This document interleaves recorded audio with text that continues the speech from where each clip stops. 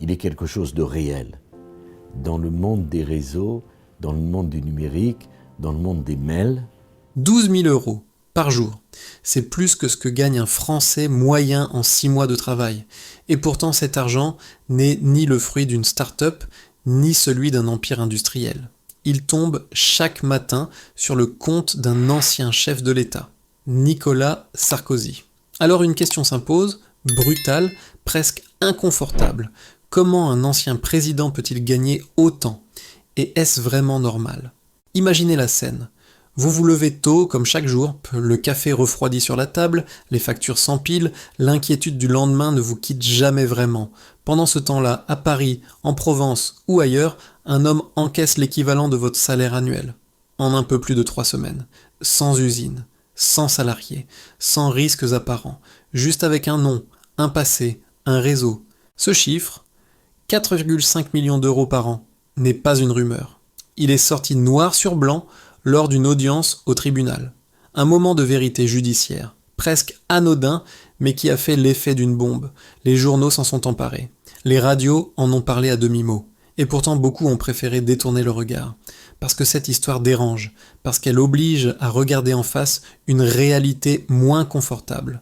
Le pouvoir peut se transformer en machine à cash. Car souvenez-vous, Nicolas Sarkozy n'était pas présenté comme un héritier, ni comme un homme d'argent. Lorsqu'il arrive au sommet de l'État, il promet une France du travail, de l'effort, du mérite. Travailler plus pour gagner plus, disait-il. Une phrase devenue slogan, presque mantra. Mais aujourd'hui, ce slogan semble s'être retourné contre ceux qui y ont cru. Car celui qui gagne le plus n'est pas celui qui travaille à l'usine, ni celui qui se lève à 5 heures du matin. C'est celui qui a été président. Officiellement, lorsqu'il occupait l'Élysée, son salaire était connu, encadré, presque modeste au regard des responsabilités. Un peu plus de 19 000 euros bruts par mois, suffisant pour vivre confortablement, certes, mais très loin des fortunes colossales. À ce moment-là, rien ne laissait imaginer ce qui allait suivre. Et pourtant, le vrai tournant n'était pas là. Il se préparait en silence. Car être président, ce n'est pas seulement gouverner. C'est entrer dans un cercle fermé. C'est serrer des mains que personne d'autre ne serrera jamais. C'est connaître les dirigeants du monde entier, comprendre leurs failles, leurs ambitions, leurs peurs. Et une fois la porte de l'Élysée refermée, tout cela ne disparaît pas. Ça se monnaie. C'est là que commence une autre vie, une vie plus discrète, mais infiniment plus lucrative. Des conférences à l'étranger, facturées parfois plus cher qu'une maison, des conseils donnés à huis clos, loin des caméras, des livres qui se vendent par centaines de milliers d'exemplaires parce que leur auteur sait ce que les autres ignorent. Officiellement, tout est légal. Moralement, la question reste entière. Et c'est précisément ce malaise qui fascine autant qu'il choque, parce que cette richesse ne tombe pas du ciel. Elle vient d'un passé politique, d'une fonction suprême qui, dans l'imaginaire collectif, devait rester au-dessus de l'argent. Or ici, les deux se confondent. Le pouvoir d'hier devient le revenu d'aujourd'hui. Alors, avant d'aller plus loin, avant de parler de villas, de montres de luxe et de procès retentissants, il faut comprendre une chose essentielle. Rien de tout cela n'est arrivé par hasard. Cette trajectoire commence bien plus tôt, dans l'enfance, dans une blessure silencieuse, dans une volonté presque obsessionnelle de prouver sa valeur. Avant les palais, avant les micros, avant l'argent, il y a un enfant. Un enfant qui grandit avec une absence. Celle d'un père parti trop tôt, laissant derrière lui un vide que rien ne comblera jamais vraiment. Nicolas Sarkozy n'est pas né dans la misère, mais il n'est pas né non plus dans cette France rassurante où tout est acquis d'avance. Il grandit à Neuilly-sur-Seine, une ville riche, élégante, presque intimidante, un décor de réussite, dans lequel il ne se sent pas totalement à sa place. Son père, aristocrate hongrois, quitte le foyer alors qu'il n'a que 5 ans. Sa mère élève seule ses enfants, avec courage, discipline et une certaine fierté. Le confort matériel est là, oui, mais l'équilibre émotionnel, lui, est fragile. Très tôt, Nicolas comprend une chose essentielle. Personne ne lui donnera rien gratuitement. Il devra conquérir chaque place, chaque regard, chaque reconnaissance. Il y a aussi ce nom, Sarkozy. Un nom qui sonne étranger dans la France des années 60. Une France encore marquée par ses traditions, par une élite bien installée, par une certaine méfiance envers ceux qui viennent d'ailleurs.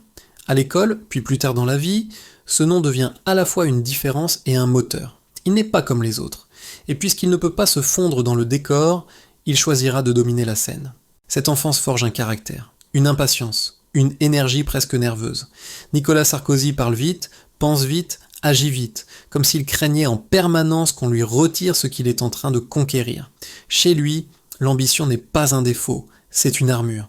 Elle le protège du doute, de la peur de ne pas être légitime. Lorsqu'il arrive à l'université, à Nanterre, ce n'est pas une institution prestigieuse. Ce n'est pas l'élite parisienne classique. Mais peu importe. Ce qu'il apprend là-bas n'est pas seulement le droit. Il apprend surtout à se battre, à convaincre, à prendre la parole, à comprendre les rapports de force. Rapidement, il devient avocat. Il plaide, il observe, il écoute. Mais très vite, il ressent une frustration. Le barreau lui semble étroit, trop lent, trop limité. Car ce qui l'attire vraiment, ce n'est pas la justice, c'est le pouvoir. Le vrai, celui qui décide, qui tranche, qui influence. Il regarde autour de lui et comprend que la politique est un accélérateur de destin, un raccourci vers la reconnaissance, vers la réussite, vers cette revanche silencieuse qu'il prépare depuis l'enfance. Il adhère alors au RPR, le parti de Jacques Chirac. Là encore, il ne fait pas de bruit inutile. Il observe, il se rend indispensable, il saisit chaque opportunité. À seulement 28 ans, il devient maire de Neuilly-sur-Seine. Un symbole immense. Le fils d'immigrés devient le maire d'une des villes les plus riches de France. Pour beaucoup, c'est une réussite. Pour lui, ce n'est qu'un début. Car au fond, Nicolas Sarkozy n'a jamais voulu être simplement accepté. Il a toujours voulu être incontournable. Et cette soif de reconnaissance, née dans l'enfance, ne le quittera jamais. Elle va le pousser toujours plus haut, toujours plus loin, jusqu'au sommet de l'État. Lorsqu'il arrive au sommet, Nicolas Sarkozy ne se contente pas d'exercer le pouvoir. Il l'incarne, il le met en scène. Pour lui, gouverner n'est pas seulement une affaire de décision et de loi. C'est un combat permanent pour l'attention, pour l'autorité, pour la maîtrise du récit. Très vite, il comprend une chose essentielle. Dans une démocratie moderne, l'image est une monnaie, et il décide d'en faire un capital. Dès ses premiers pas comme ministre, puis comme candidat à la présidentielle, il tranche avec le style feutré de ses prédécesseurs. Là où d'autres murmurent, il parle fort. Là où certains arrondissent les angles, il choque. Les mots deviennent des armes. Racaille, Kercher, tolérance zéro. Chaque phrase déclenche une tempête médiatique. Et chaque tempête renforce sa présence. Qu'on l'admire ou qu'on le déteste, on ne parle que de lui. Dans un monde saturé d'informations, c'est une victoire. Cette stratégie n'est pas improvisée. Sarkozy a compris très tôt que le pouvoir ne se gagne pas seulement dans les urnes, mais aussi dans les esprits. Il faut occuper l'espace, saturer le débat, donner l'impression d'un homme en mouvement permanent. Il court, il parle, il réagit. Toujours. Comme s'il craignait que le silence ne le rattrape.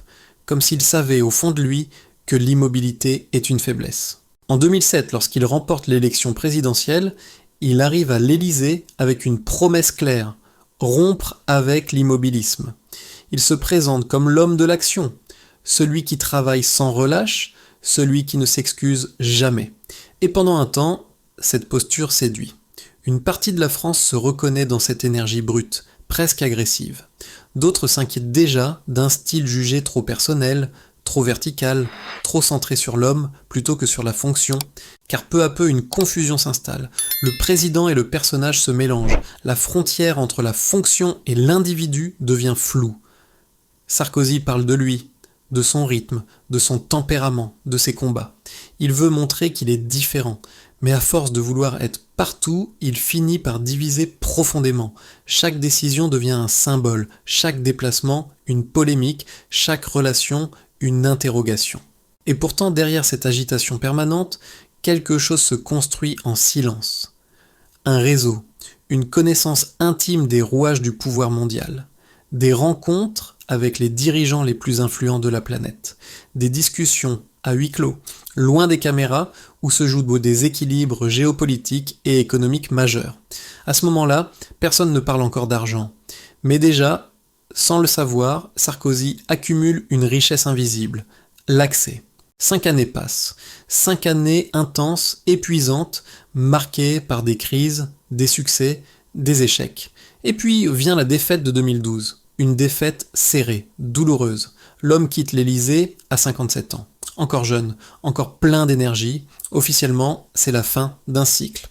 Mais en réalité, c'est le début d'un autre. Un cycle bien plus discret, bien plus rentable. Car ce que beaucoup ignorent à ce moment-là, c'est que le pouvoir laisse des traces. Il ouvre des portes qui ne se referment jamais complètement. Les téléphones continuent de sonner, les invitations affluent, les demandes aussi. Et peu à peu, une idée s'impose. Tout ce vécu, toute cette expérience peut avoir un prix. Le président est parti, le personnage, lui, est toujours là, prêt à se réinventer, prêt à transformer l'héritage du pouvoir en autre chose, quelque chose de beaucoup plus tangible. Lorsqu'il quitte le palais présidentiel, Nicolas Sarkozy ne quitte pas le pouvoir, il en change simplement la forme. Officiellement, il redevient un citoyen comme les autres. En réalité, il devient quelque chose de bien plus rare, un ancien président disponible. Et dans le monde des affaires, cette disponibilité vaut de l'or. Très vite, les invitations arrivent, d'abord discrètes, puis de plus en plus insistantes. New York, Dubaï, Séoul, Doha, Londres, des forums économiques, des conférences privées, des dîners fermés, où l'on ne parle pas devant des caméras, mais derrière des portes capitonnées. On ne lui demande pas de faire de la politique, on lui demande de raconter le pouvoir, d'expliquer comment on négocie avec un chef d'État, comment on traverse une crise mondiale, comment on prend une décision qui engage des millions de vies. Le tarif ? Entre 100 000 et 300 000 euros pour une seule intervention, parfois plus. 1 heure de parole, quelques anecdotes, un regard d'initié. Pour certains, c'est indécent. Pour d'autres, c'est rationnel. Car ce qu'il vend n'est pas un discours. Il vend l'accès à l'envers du décor. Et ceux qui paient ne sont pas des particuliers.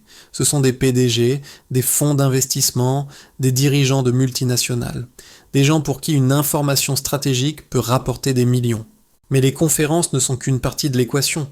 Sarkozy écrit aussi des livres qui se vendent par centaines de milliers d'exemplaires, des récits où il livre sa version de l'histoire, ses souvenirs, ses batailles, ses regrets parfois. Chaque livre est un succès commercial, et chaque succès renforce son image d'homme d'expérience, de témoin privilégié de l'histoire contemporaine. Là encore, l'argent suit. Avance, droit d'auteur, traduction à l'étranger. Le passé politique devient un produit éditorial. Puis il y a le conseil. Un mot flou, presque anodin. En réalité, un univers entier. Sarkozy ne plaide plus vraiment comme avocat. Il conseille, il met en relation, il ouvre des portes, il explique comment parler à tel dirigeant du Moyen-Orient, comment approcher tel gouvernement, comment éviter tel piège diplomatique. Son carnet d'adresses, patiemment construit pendant des décennies, devient une ressource stratégique. Les contrats y sont discrets, les montants rarement publics, mais les estimations parlent de centaines de milliers d'euros par an, parfois davantage. Tout est légal, tout est encadré, et pourtant, le malaise persiste, car une question surgit inévitablement. Où s'arrête l'expertise et où commence l'influence ? En 2023, lors d'une audience judiciaire sans lien direct avec ses activités commerciales, un chiffre apparaît, brutal, implacable. 4,5 millions d'euros de revenus annuels, soit plus de 375 000 euros par mois, plus de 12 000 euros par jour. La nouvelle fait l'effet d'un électrochoc. Comment un ancien président peut-il gagner autant sans entreprise, sans usine, sans salariés ? Sarkozy répond simplement. Il dit qu'il travaille, qu'il n'a rien volé, qu'il a le droit de valoriser son expérience. Et juridiquement, il a raison. Mais politiquement, moralement, le débat est explosif. Car cette richesse n'est pas née du néant. Elle est le fruit d'une fonction suprême, censée être exercée au nom de l'intérêt général. Et pourtant, pendant que la polémique enfle, l'argent continue d'entrer, discrètement, régulièrement, comme une mécanique bien huilée, une mécanique qui transforme les années de pouvoir en capital financier, une mécanique que peu comprennent vraiment, mais que beaucoup envient. Car avec de tels revenus, une autre question se pose naturellement. Que fait-on de tout cet argent ? Où va-t-il ? Comment se transforme-t-il en réalité tangible, visible, presque provocante ? Quand l'argent devient aussi abondant, il ne se cache jamais vraiment. Il s'exprime. Il choisit ses codes, ses lieux, ses objets. Et chez Nicolas Sarkozy, le luxe n'est pas tapageur. Il est calibré, maîtrisé, presque stratégique. Un luxe qui ne crie pas, mais qui parle à ceux qui savent écouter. Commençons par l'immobilier. À Paris, au cœur du très fermé 16e arrondissement, se trouve la Villa Montmorency, une enclave privée protégée par des grilles, des caméras, des gardiens. Ici, pas de vitrine, pas de passants, seuls les résidents et leurs invités franchissent les portes. C'est l'un des mètres carrés les plus chers de France. Une adresse où vivent industriels, héritiers, grande fortune. Sarkozy et Carla Bruni y ont acquis une propriété estimée aujourd'hui à plusieurs dizaines de millions d'euros. Un lieu à l'abri des regards, mais au sommet de la hiérarchie sociale. À l'intérieur, tout est pensé pour le confort et la discrétion. Jardin privé, matériaux nobles, volume impressionnant. Rien d'ostentatoire, mais rien de modeste non plus. C'est ici que l'ancien président travaille, écrit, reçoit. Ici que se croisent artistes, dirigeants, hommes d'affaires. Dans ces salons feutrés, les conversations valent parfois bien plus que les objets qui les entourent. Mais Paris n'est pas suffisant. L'été, direction le sud, la Provence. Là, le luxe prend une autre forme, plus solaire, plus étalée. Un domaine niché au cœur de la nature, avec piscine à débordement, terrasse panoramique, vignoble et olivier à perte de vue. Ce n'est pas une simple maison de vacances, c'est un sanctuaire. Un lieu où l'on se repose, mais aussi où l'on entretient des relations. On y invite des amis proches, des personnalités influentes. On y parle affaires sans jamais employer le mot. Et puis il y a le Maroc, Marrakech.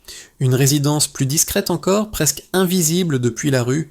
Derrière une grande porte en bois, un autre monde s'ouvre. Patio, fontaine, zélige, lumière douce. Un luxe à la fois traditionnel et contemporain. Carla Bruni y trouve l'inspiration. Sarkozy, lui, y trouve le calme, et parfois des opportunités. Car même en vacances, les réseaux ne dorment jamais. Le luxe s'exprime aussi dans les détails. Les costumes, par exemple, toujours sur mesure, des pièces à plusieurs milliers d'euros, ajustées à la perfection, chemise en coton rare, cravate soigneusement choisie, chaque tenue est un message. Celui d'un homme qui maîtrise son image jusque dans le moindre bouton. Rien n'est laissé au hasard, le vêtement devient une extension du pouvoir. Et puis il y a la montre, une Rolex modèle emblématique, visible sur presque toutes les photos, plus qu'un accessoire, un symbole, celui de la réussite, du statut, de l'arrivée au sommet. Sarkozy pourrait porter une montre ordinaire, personne ne lui reprocherait, mais ce n'est pas le propos. La Rolex dit sans un mot « j'ai réussi ». Et ce message, dans certains cercles, vaut plus que n'importe quel discours. Les vacances, elles aussi, suivent cette logique. Yacht privé, villa prêtée par de riches amis, hôtel 5 étoiles. Souvenez-vous de ces images qui avaient choqué une partie de l'opinion. Le président, fraîchement élu, se reposant sur un yacht de milliardaire. À l'époque, la polémique avait été violente. Aujourd'hui, elle prend un autre sens. Ce n'était pas une parenthèse, c'était un avant-goût. Car dans ce monde, le luxe est rarement payé de sa poche. Il est souvent offert, en échange de relations, d'influence, de visibilité. Tout est subtil, rien n'est écrit, mais chacun connaît les règles. Sarkozy n'est pas un homme qui regarde l'addition. Parce que bien souvent, quelqu'un d'autre s'en charge, et c'est précisément là que le malaise s'installe. Car ce luxe, aussi discret soit-il, tranche violemment avec la réalité de millions de citoyens. Il pose une question simple, presque brutale. Peut-on vivre ainsi après avoir incarné l'État ? Peut-on passer des symboles de la République aux symboles de la richesse sans créer de fracture ? Artois, à mesure que la fortune grandit, le passé finit toujours par rattraper ceux qui ont exercé le pouvoir. Pour Nicolas Sarkozy, ce retour n'a rien de symbolique. Il est judiciaire, brutal, inévitable, car derrière les conférences bien payées, les villas protégées et le luxe feutré, subsiste une autre réalité, celle des affaires, des soupçons, des procès. Tout commence par des murmures, puis par des enquêtes, puis par des juges. L'affaire du financement libyen de la campagne de 2007 plane comme une ombre persistante. Des accusations lourdes, des valises de billets, des intermédiaires, des témoignages contradictoires. Sarkozy nie, fermement. Il parle de manipulation, de vengeance politique, de diffamation. Mais l'affaire dure. Elle traverse les années, les gouvernements, les crises, et surtout, elle fissure l'image d'un homme qui se voulait maître de son destin. Puis vient l'affaire Big Malion, Une mécanique comptable complexe, des fausses factures, des meetings grandioses financés au-delà des plafonds légaux. Là encore, la justice tranche. Une condamnation, une peine. Sarkozy se défend, explique qu'il n'était pas au courant, que d'autres géraient les finances. Mais le verdict est là. Pour la première fois sous la République, un ancien président est reconnu coupable dans une affaire de financement illégal de campagne. Le symbole est immense. Et ce n'est pas fini. L'affaire dite Paul Bismuth révèle une autre facette du pouvoir, celle des écoutes téléphoniques, des conversations secrètes, des promesses murmurées, un téléphone sous faux nom, des échanges avec son avocat, une tentative présumée d'obtenir des informations confidentielles auprès d'un magistrat en échange d'un poste prestigieux. La justice parle de corruption et de trafic d'influence. Le mot est violent, presque insupportable pour une démocratie qui se veut exemplaire. La condamnation tombe, de la prison, dont une partie sous bracelet électronique. Une image inimaginable quelques années plus tôt. Un ancien chef de l'État assigné, surveillé, jugé comme n'importe quel citoyen. Pour certains, c'est la preuve que la justice fonctionne. Pour d'autres, c'est un acharnement. Le débat est total, le pays se divise. C'est pourtant lors de ces audiences que la vérité financière éclate au grand jour. 4,5 millions d'euros de revenus annuels. Le chiffre choque autant que les accusations, car il relie deux mondes que beaucoup préféraient voir séparés, le pouvoir politique et l'enrichissement personnel. Sarkozy assume. Il dit qu'il travaille, qu'il vend son expertise, qu'il n'a rien volé, et juridiquement il a raison, mais moralement la question reste ouverte. Car au fond, ce procès dépasse l'homme.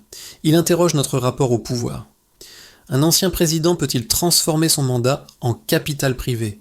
Peut-il conseiller des multinationales, des banques, des États étrangers, sans créer un conflit invisible mais réel?